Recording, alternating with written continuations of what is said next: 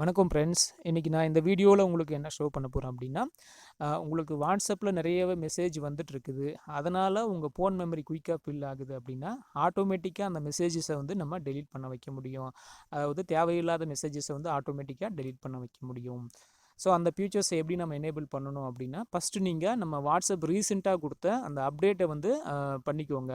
அதாவது Google play ஸ்டோருக்குள்ளே போயிட்டு நீங்கள் வாட்ஸ்அப்பை வந்து அப்டேட் பண்ணிக்கோங்க. ஸோ ஒன்ஸ் நீங்கள் அப்டேட் பண்ணிட்டீங்க அப்படின்னா, இந்த ஃபியூச்சர்ஸை வந்து பார்த்தீங்க அப்படின்னா, ஒரு தனிப்பட்ட சேட்டில், அதாவது ஒரு தனிப்பட்ட பர்சன் கூட நீங்கள் பண்ணுற சேட்டில் வர மெசேஜ் வந்து ஆட்டோமேட்டிக்காக டெலீட் பண்ண வைக்க முடியும். அப்படி இல்லைன்னா குரூப்பில் டெலீட் பண்ண வைக்கணும் அப்படின்னா, அந்த குரூப்பில் நீங்கள் வந்து குரூப் அட்மினாக இருக்கணும். சரிங்களா?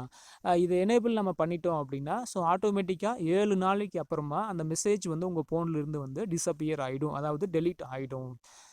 ஸோ இந்த ஃபியூச்சர்ஸ் எனேபிள் எப்படி பண்ணலாம் அப்படின்னு சொல்லிட்டு நம்ம பார்க்கலாம். ஸோ வாட்ஸ்அப்பை நீங்கள் ஓப்பன் பண்ணுங்கள். ஸோ ஓப்பன் பண்ணிவிட்டு ஸோ எந்த பர்டிகுலர் சேட்டில் வர மெசேஜை நீங்கள் வந்து டெலீட் பண்ண வைக்க விரும்புகிறீங்களோ அதை வந்து நீங்கள் ஜஸ்ட்டு ஓப்பன் பண்ணிக்கோங்க.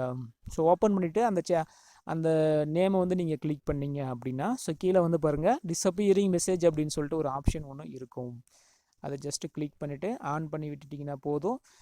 7 நாளைக்கு அப்புறமா இதுக்கு மேலே இந்த சேட்டுக்கு வர எல்லா மெசேஜும் ஆட்டோமேட்டிக்காக வந்து டெலீட் ஆகிடும்.